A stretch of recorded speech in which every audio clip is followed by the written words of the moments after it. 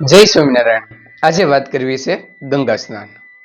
એક વખત ગુરુ નાનક જે જગ્યાએ ગંગા અને જમુનાના નીર મળે છે એવા સંગમ સ્થાન પ્રયાગ ગયા હતા અને લોકો આ સંગમ સ્થાનની અંદર સ્નાન કરવા માટે મોટી સંખ્યાની અંદર આવ્યા હતા. લોકોની ખૂબ ભીડ હતી, હૈયું દળાતું હતું. આવી પરિસ્થિતિની અંદર ગુરુ નાનકે લોકોને જોયા, વિચાર્યું કે આટલી બધી પબ્લિક, આટલા બધા લોકોની વચ્ચે કેવી રીતે ગંગા સ્નાન થઈ શકશે.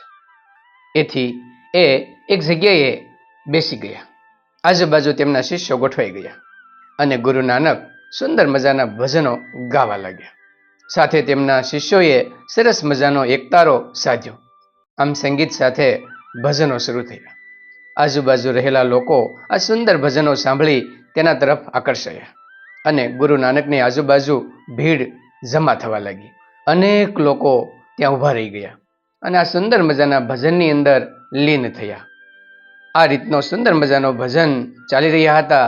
તે સમયે ગુરુ નાનકનો એક શિષ્ય દોડ આવ્યો અને ભજનની વચ્ચે જે બોલ્યો, ગુરુદેવ ગુરુદેવ જલ્દી કરો, તમે આમ જ ભજન ગાયા કરશો તો ગંગા સ્નાન ક્યારે કરશો?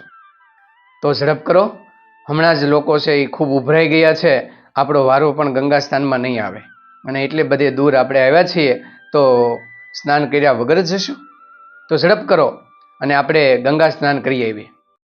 ત્યારે ગુરુ નાનકે સરસ વાત કરી કે ભાઈ, ગંગા સ્નાન કરવાથી માણસનું શરીર છે ને એ એકદમ પવિત્ર બને, પણ હૃદયના ભાવ, હૃદયની મલિનતા એ દૂર નહીં થાય.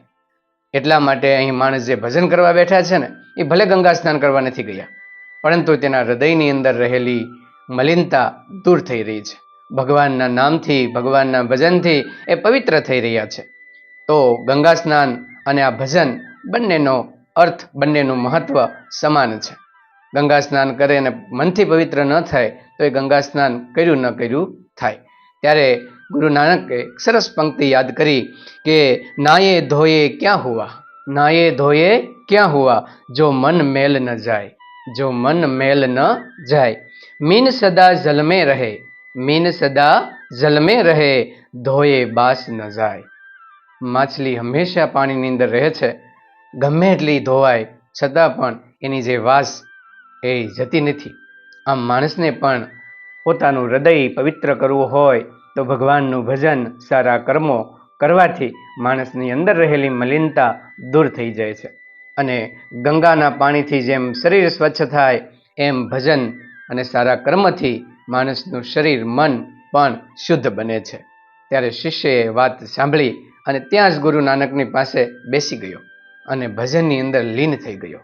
લોકોએ ખૂબ સુંદર ભજન કર્યા અને ત્યાર પછી સંગમ સ્થાને સ્નાન કરી અને લોકો પોતાના ઘર તરફ રવાના થયા.